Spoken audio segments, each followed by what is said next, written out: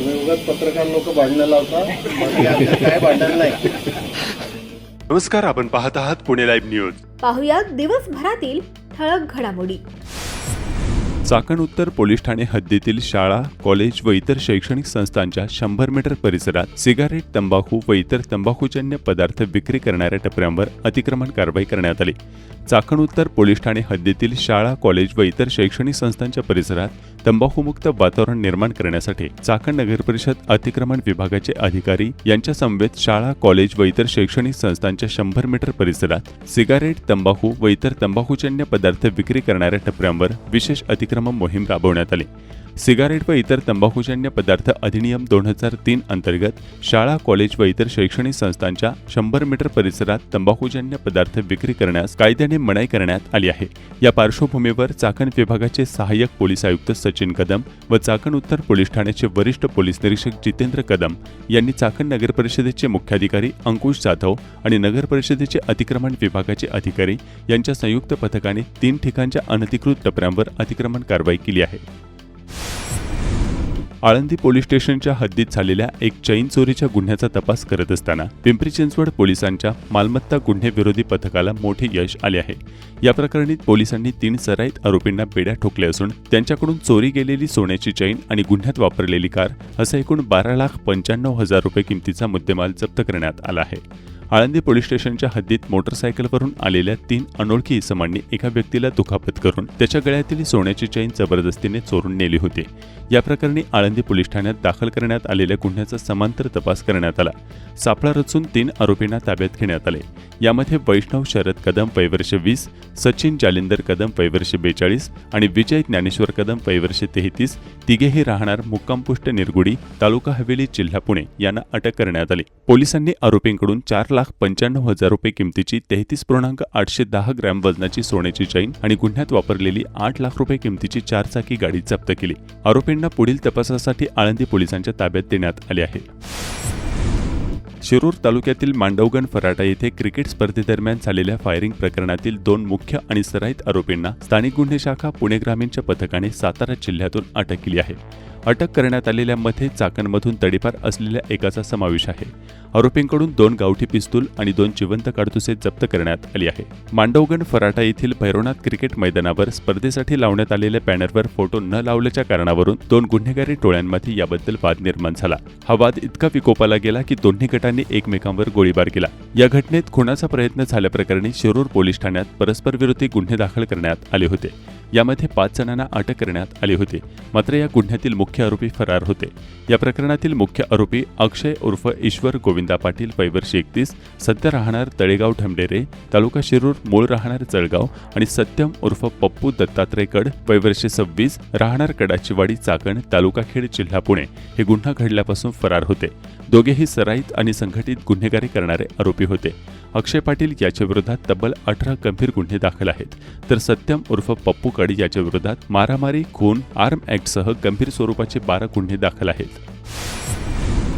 आळंदी येथील आळंदी नगर परिषदेच्या कचरा डेपोला आग लागण्याचे सत्र कायम असून बुधवारी दिनांक 10 जून रोजी कचरा डेपोला आग लागल्याचे व्हिडिओ व्हायरल झाले असून आज दिनांक 14 रोजी देखील आळंदी नगर परिषदेच्या कचरा डेपोवरील आग आटोक्यात न आल्याचे चित्र दिसून येत आहे. कचऱ्याला लागलेल्या आगीमुळे त्या परिसरात धुराचे साम्राज्य निर्माण झाले आहे. नगर परिषदेच्या आरोग्य कर्मचाऱ्यांना सुद्धा त्या धुराच्या लोटातून आतमध्ये प्रवेश करावा लागत आहे. यामुळे आरोग्य कर्मचाऱ्यांचे आरोग्य धोक्यात आले आहे. गेल्या वर्षभरापासून आगीच्या घटना कचरा डेपोवर घडत असून प्रशासनाचे याकडे दुर्लक्ष होत असल्याचं स्थानिकांनी कळवलं आहे. राज्याच्या प्रथम महिला उपमुख्यमंत्री सुनेत्रा पवार यांनी भीमाशंकर या ठिकाणी दर्शन घेत विकास आराखड्याची पाहणी केली. त्यानंतर त्यांनी माजी मंत्री वळसे पाटील यांच्या निवासस्थानी पत्रकारांशी संवाद साधत विविध विषयांवर भाष्य केले. सुनेत्रा पवार म्हणाल्या की सन 2027 मध्ये नाशिक येथे होणाऱ्या सिंहस्थ कुंभमेळ्याच्या पार्श्वभूमीवर 12 ज्योतिर्लिंगापैकी एक असलेल्या श्री क्षेत्र भीमाशंकर येथे भाविकांसाठी पर्यावरणाचा समतोल राखत 600 कोटी रुपयांहून अधिक निधीतून विविध विकास कामे करण्यात येणार आहेत. विकास आराखड्यामुळे पर्यटनाला चालना मिळण्याबरोबरच दुर्गम भागातील आदिवासी बांधवांसाठी रोजगाराच्या नव्या संधी निर्माण होतील असा विश्वास राष्ट्रवादी काँग्रेसच्या नेत्या उपमुख्यमंत्री सुनेत्रा पवार यांनी व्यक्त केला. राज्याचे माजी गृहमंत्री दिलीप वळसे पाटील यांच्या मंचर येथील निवासस्थानी रविवारी 14 जून रोजी झालेल्या पत्रकार परिषदेत त्या बोलत होत्या. यावेळी म्हाडा गृहनिर्माण प्रकल्पाचे अध्यक्ष शिवाजीराव अढेराव पाटील यांसह अनेक मान्यवर उपस्थित होते. भीमाशंकरमध्ये पुन्हा एकदा आमदार दिलीप वळसे पाटील. खेडचे आमदार बाबाजी काळे आणि माजी आमदार दिलीप मोहिते पाटील एकत्र दिसून आले. राज्याच्या उपमुख्यमंत्री सुनेत्रा पवार यांनी भीमाशंकर येथे विकास कामांची पाहणी केली. यावेळी आंबेगावचे आमदार दिलीप वळसे पाटील, खेडचे आमदार बाबाजी काळे, खेडचे माजी आमदार दिलीप मोहिते पाटील, माजी खासदार शिवाजीराव अढेराव पाटील आणि जुन्नरचे माजी आमदार अतुल बेनके हे सर्व एकत्र बसून दिलखुलास गप्पांमध्ये रंगलेले पाहायला मिळाले. गप्पांच्या ओघात दिलीप वळसे पाटील यांनी मिश्किल अंदाजात म्हटले, तुम्ही पत्रकारच भांडणे लावता, आमच्यामध्ये प्रेमच आहे. यावर अतुल बेनके यांनीही हसत प्रतिसाद दिला व म्हणाले, फक्त ते कधी कधी उतू जातं. या मिश्किल संवादाने उपस्थितांमध्ये एकच हशा पिकला. त्यानंतर भीमाशंकर देवस्थान हद्दीशी संबंधित विषयावरही नेत्यांमध्ये चर्चा झाली आणि आपापली भूमिका दिलखुलासपणे मांडण्यात आली. यानंतर आमदार दिलीप वळसे यांनी सांगितले, मंदिर खेड तालुक्यात आहे, आम्ही तुमच्या खेड तालुक्यात आहोत, मात्र निम्म्या पायऱ्यानंतर आंबेगाव तालुका आहे असे सांगत हशा पिकला.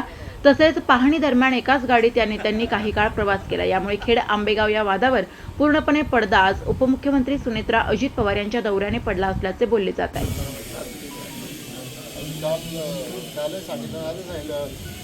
बाबा आता आम्ही तुमच्या खेड तालुक्यात आहोत हे आम्हाला मान्यच आहे.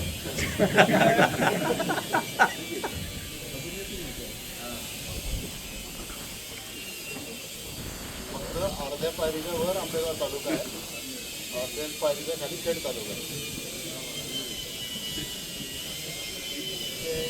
लोक मंत्रालयाला तिकडे घोरदेवी इकडे आहे. खेड तालुक्यातील चासकमान धरणात केवळ 5.78% पाणीसाठा शिल्लक राहिला आहे. ही गेल्या अनेक वर्षांतील सर्वात नीचांकी स्थिती आहे. कळमोडी धरणात सध्या 16.37% पाणीसाठा असून गतवर्षी 31.52% इतका साठा होता. भामा आसखेड धरणात 29.94% पाणी उपलब्ध आहे. चाकण MIDC पिंपरी चिंचवड शहराला या धरणातून पाणी पुरवठा केला जात आहे. चासकमान धरणाची स्थिती चिंताजनक आहे.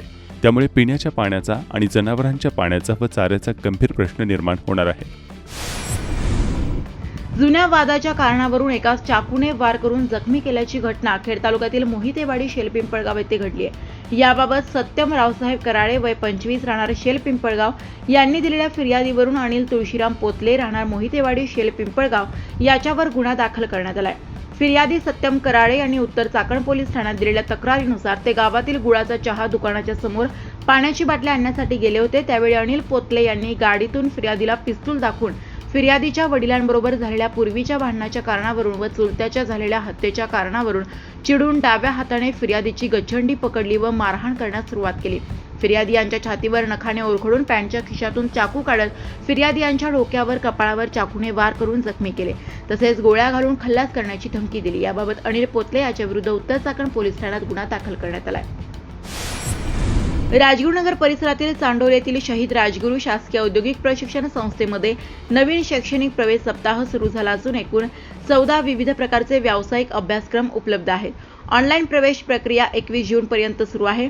इयत्ता 12वी समकक्ष पद्धतीनुसार ITI मधील 2 वर्षे कालावधीचा ट्रेड अभ्यासक्रम पूर्ण करताच अशा विद्यार्थ्यांना इयत्ता 12वीचे गुणपत्रक ITI संस्थेकडून मिळणार आहे. विद्यार्थ्यांनी या दुहेरी शासकीय संधीचा फायदा घ्यावा. विविध व्यवसाय अभ्यासक्रमासाठी संपूर्ण प्रवेश शुल्क फी 1000 पासून 3600 रुपये इतके माफक आहे.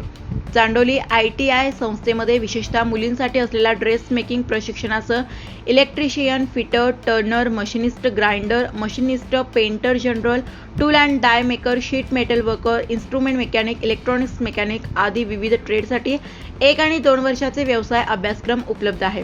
तसेच प्रशिक्षण घेणाऱ्या विद्यार्थ्यांना दरमहा 500 रुपये विद्यावेतन बँक खात्यात वर्ग केले जाणार आहे. ITI संस्थेच्या वतीने विद्यार्थ्यांना 100% रोजगाराची संधी विविध कंपन्यांमध्ये उपलब्ध करून देण्यात येते. ITI प्रशिक्षण संस्थेत इच्छुक आणि प्रवेशासंबंधी अधिक माहितीसाठी पुढील संपर्क साधण्याचे आवाहन करण्यात आले आहे. साळुंके सर 99 75 86 50 78, बिन्नर सर 96 04 32 41 78 यांच्याशी संपर्क करण्याचे आवाहन करण्यात आले. पुणे नाशिक प्रस्तावित रेल्वे मार्ग आंबेगाव खेड व जुन्नर तालुक्यातूनच जावा यासाठी परदेशातील काही तज्ज्ञांशी चर्चा करण्यात आली असून खोडद येथील जागतिक दुर्बीण म्हणजे GMRT प्रकल्पामुळे या मार्गाला कोणताही तांत्रिक अडथळा निर्माण होणार नसल्याचा त्यांचा प्राथमिक अभिप्राय असल्याची माहिती राज्याचे माजी गृहमंत्री दिलीप वळसे पाटील यांनी माध्यमांना दिली.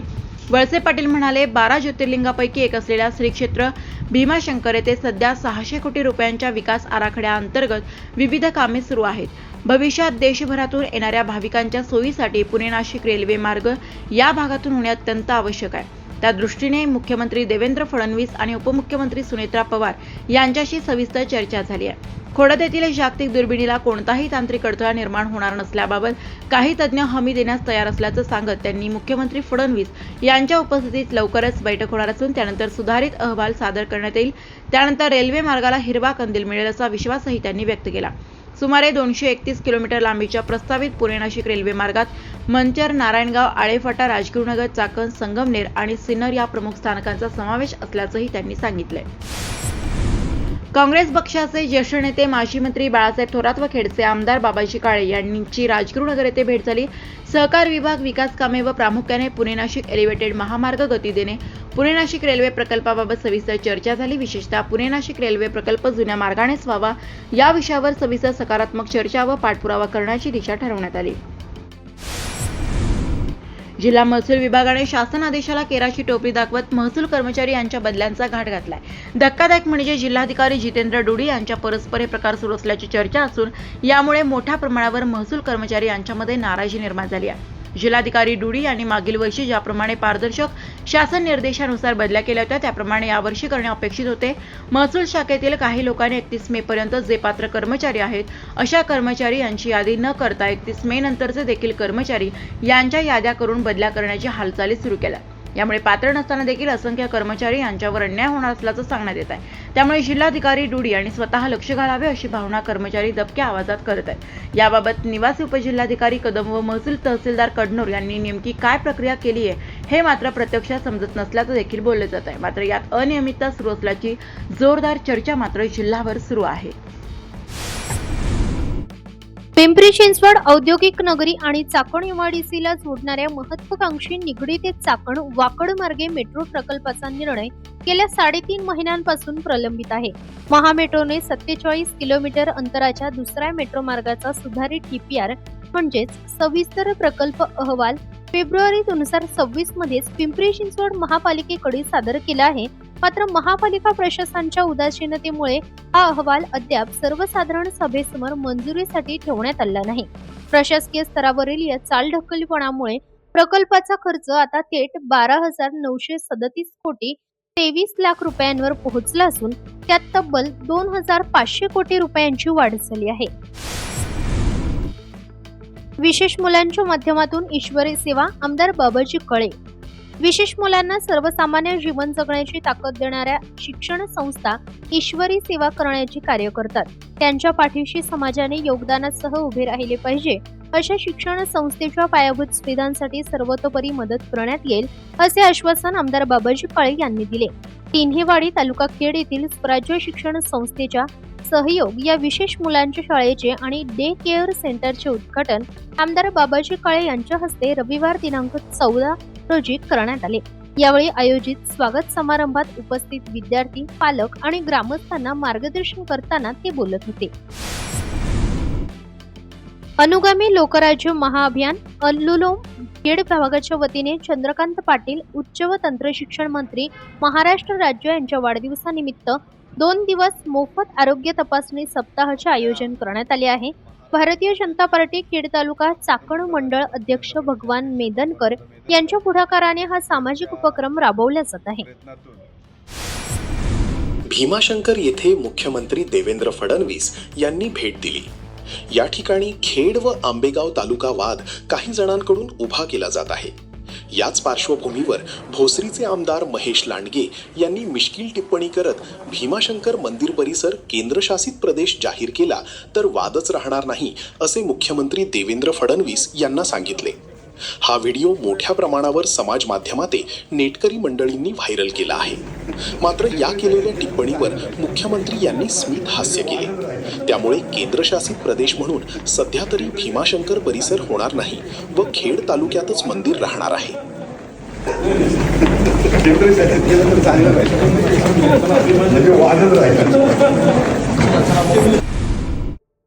पुणे महानगर प्रदेश विकास प्राधिकरणाच्या म्हणजेच PMRDA हद्दीतील 606 ग्रामपंचायतींच्या ताब्यातील तब्बल 2094 हेक्टर 39 आर गायरान जमिनी विनामूल्य प्राधिकरणाकडे वर्ग करण्याचा आदेश जिल्हाधिकारी जितेंद्र डुडी 2 जून रोजी काढला होता.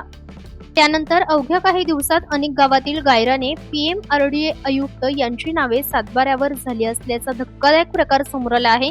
दंडेलशाही करून घेतलेल्या या निर्णयामुळे ग्रामपंचायतींचा आपल्या हक्काचा जमिनींवरील मालकी हक्क संपुष्टात आला आहे.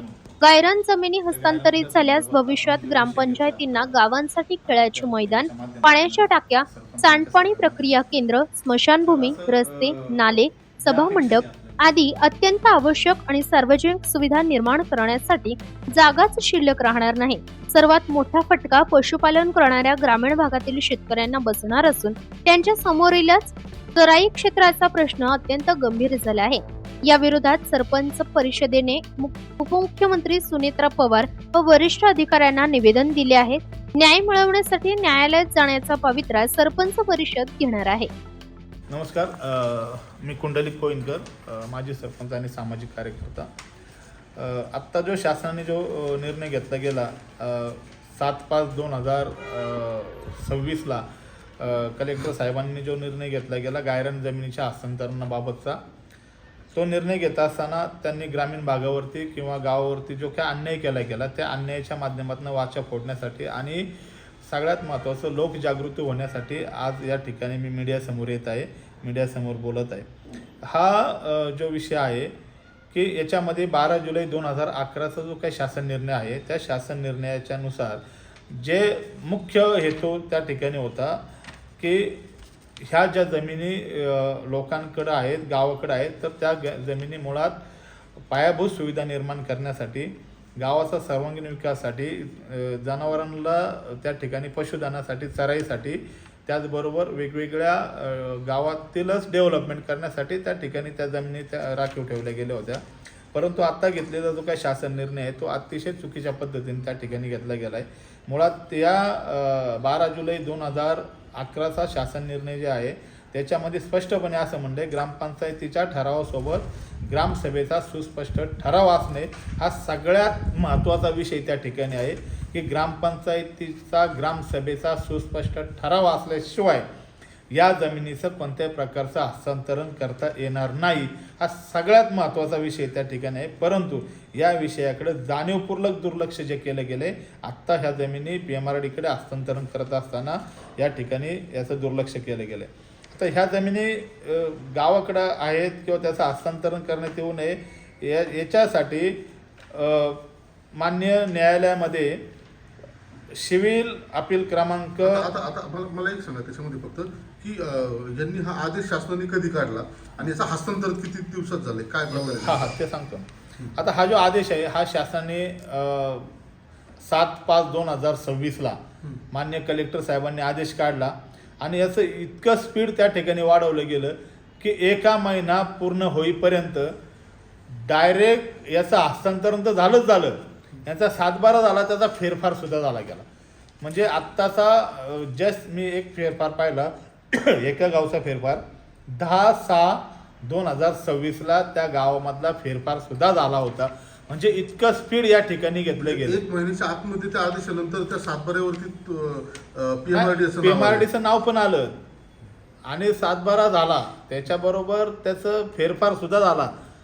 म्हणजे इतकं स्पीड हे कशासाठी घेतलं गेलं, याच्या पाठीमागे नेमकं कारण काय आहे की ग्रामस्थांना, गावाला विश्वासात काय घेतलं गेलं नाही, हा खूप मोठा गंभीर आणि महत्त्वाचा विषय त्या ठिकाणी आहे.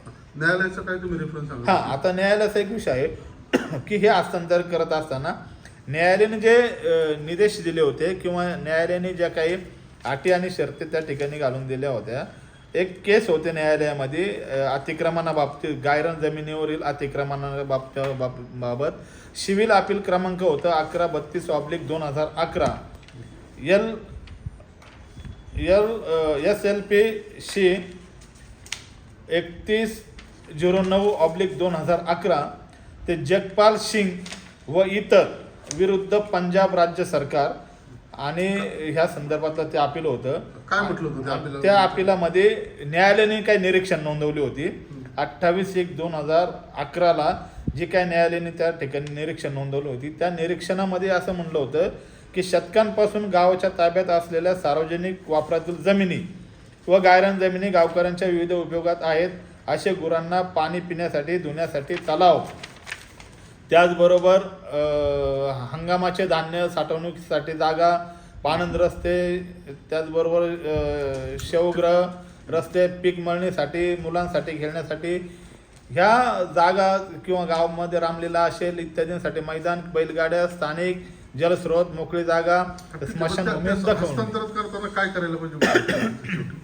हे हस्तांतरण करताना मुळात जे निरीक्षण नोंदवलं होतं की ते मान्य सर्वोच्च न्यायालयाने सुद्धा जो काही निर्णय दिला होता त्याच्यामध्ये तो निर्णय असा होता की यापुढे गायरान जमिनी अथवा सार्वजनिक वापरातील जमिनी फक्त केंद्र आणि राज्य शासनाच्या विविध विभागामार्फत राबवण्यात येणाऱ्या सार्वजनिक सुविधा व सार्वजनिक प्रयोजन यासाठी अन्य जमिनी उपलब्ध नसल्यास याबाबत विचार करावा असं निरीक्षणामध्ये नोंदवलं होतं. आता पुढे न्यायालयाने असं म्हणलं होतं की गायरान आणि गुरचरणसाठी अथवा गावकऱ्यांच्या सार्वजनिक वापरातील जमिनी कोणत्याही व्यक्ती, खाजगी संस्था, संघटना यांना कोणत्याही प्रकारच्या प्रयोजनासाठी मंजूर करण्यात येऊ नये. ठीक आहे, ते झालं. आता यांनी हे शासन स्तरावरतीच PMRD म्हणजे शासनाचीच ती एक संस्था म्हणून त्यांनी ती ताब्यात घेतली.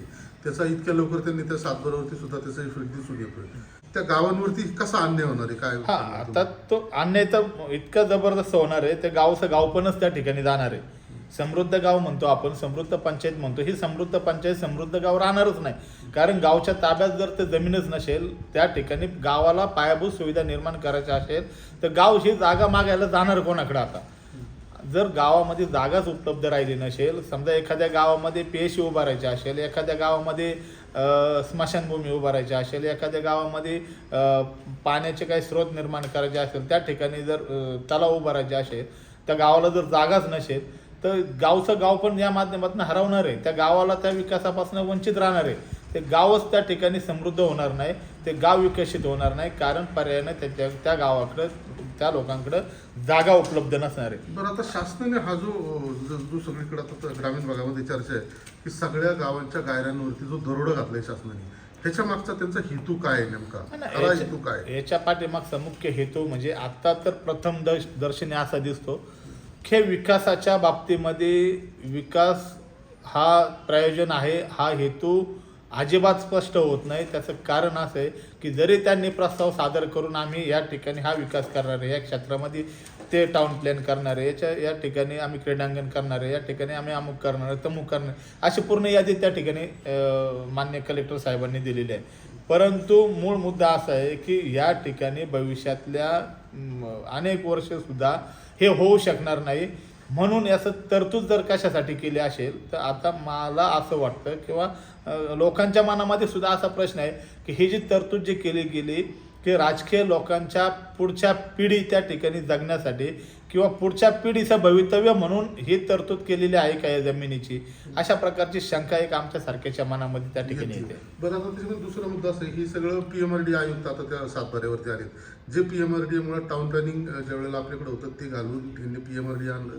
त्याचा उद्देश हा थेट इथला महसूल थेट आधीमध्ये कुठं न जाता थेट राज्य शासनाच्या काही लोकांपर्यंत जावा, असा त्याच्या मागचा हा सगळा दूषित हेतू अशी त्याचा उद्देशच तो आहे की मुळात उत्पन्नाचा स्रोत वाढवण्यासाठी ह्या PMRDकडे ह्या जमिनीचं हस्तांतरण करायचं, हा त्यांचा उद्देशच तो आहे ना.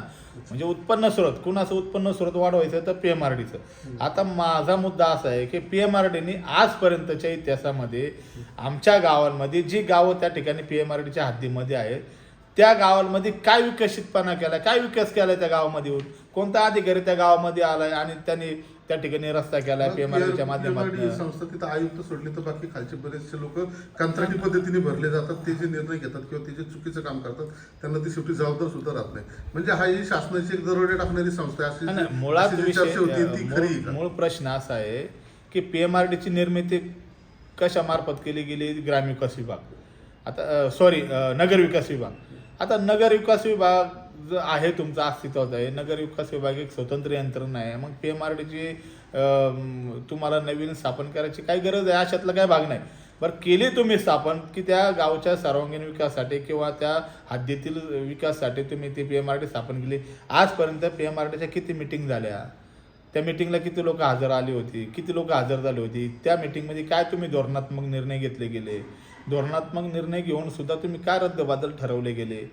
काय त्याच्यामध्ये केलं? किंवा ग्रामविकासाच्या बाबतीमध्ये त्या लेवलला तुम्ही काय विकसितपणा केला आहे? काय शासन PMRD कडून आता आपल्याला कुठल्याही प्रकारची अपेक्षा राहिलेली नाही, कारण चाकांची वाहतूक कोंडी ते मागच्या इतक्या वर्षात सोडवू शकले नाही.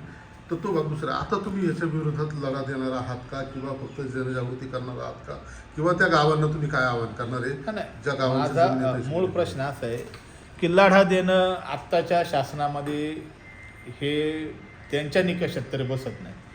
कारण लढा देऊन देऊन लोक संपली, लढा सक्सेस होत नाही. याचे अनेक उदाहरणं आहेत.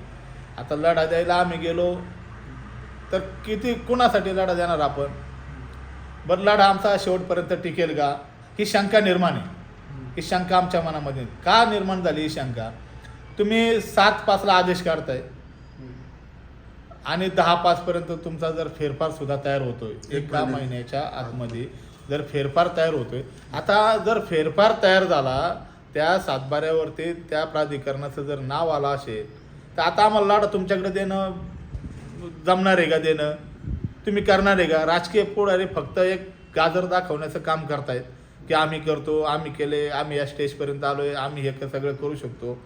माझा मुद्दा असा आहे, जर सगळं खरोखर जर राजकारण्यांची जर मनस्थिती जर चांगली असेल, त्यांच्या डोक्यात जर लोकहित असेल, त्यांनी हा निर्णय थांबवावा. पुढच्या कॅबिनेटपर्यंत हा निर्णय थांबवावा, त्याचं परिपत्रक काढावं. नगरविकास विभागाने जो काही शासन निर्णय या प्रक्रियेमध्ये काढला तो रद्द करावा. ही जबाबदारी त्यांनी स्वीकारावी आता. आणि ही जबाबदारी ते जर स्वीकारणार नसेल तर हे राज्यकर्ते काय पद्धतीचं आपल्याला मातीत घालतात याचे उत्तम उदाहरणं आता ह्या 10-15 दिवसामध्ये आपण पाहत आलेलो आहोत. मग हा लढा उभा राहायचा कुठपर्यंत? हा मोठा प्रश्न आहे. आता ह्या लढा उभा राहायचा म्हणलं तर कोर्टात जावं लागेल, न्यायालयात जावं लागेल. न्यायालयात जाण्यासाठी जे काही आमच्यासारखे सामाजिक कार्यकर्ते आहेत, आमच्यासारख्या सामाजिक कार्यकर्त्याची खरोखर परिस्थिती नाही आहे.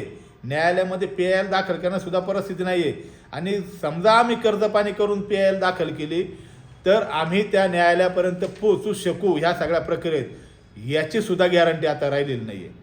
कारण हे वातावरण इतकं दूषित आहे, इतकं विचित्र वातावरण. जीवाची पण भीती वाटते. सगळ्यात महत्त्वाचा विषय, जीवाची तर भीती आहेच आहे, परंतु आता आम्ही याच्यामध्ये आमचं सगळं तुळशीपत्र ठेवूनच आम्ही या सगळ्या प्रक्रियेमध्ये काम करतोय. आम्हाला जीवाची भीती असं नाही, परंतु या सगळ्या आमचं बलिदान गेलं त्याचं सार्थक होईल का नाही, हा सगळ्यात महत्त्वाचा प्रश्न आहे. म्हणजे आमच्या राजगुरूंनी जे काही बलिदान दिलं स्वातंत्र्याच्या याच्यामध्ये, स्वातंत्र्यासाठी, आज त्यांच्या तालुक्यामध्ये 42 गावांमध्ये हा एवढा मोठ्या स्वरूपाचा अन्याय होतोय. ज्यावेळेस आम्हाला हायकोर्टापर्यंत जायचं आहे, बलिदान त्या ठिकाणी आम्हाला आमचं जीव मुठीत धरूनच या सगळ्या प्रक्रिया करावं लागणार आहे ना. आम्हाला कोणी संरक्षण देणार नाही, आम्हाला जबाबदार नाही. मंत्र्यांना मात्र सगळ्या प्रकारचे संरक्षण दिलं जाईल किंवा ह्या प्रक्रियेमध्ये काम करणाऱ्या वेगळ्या यंत्रणेला, धनदानग्यांना संरक्षण दिलं जाईल. पण आमच्यासारख्या सर्वसामान्य कार्यकर्त्याला कोणत्याही प्रकारचा वाली कोणी राहणार नाही. वाली जे राहील ती फक्त आमची जनता राहील, आमचे लोक राहतील. आणि ह्या जनतेच्या निदर्शनात आणून द्यायचं काम फक्त आता आम्ही ह्या स्वरूपामध्ये पहिल्यांदा करत आहोत. नमस्कार, आपण पाहत आहात पुणे लाईव्ह न्यूज.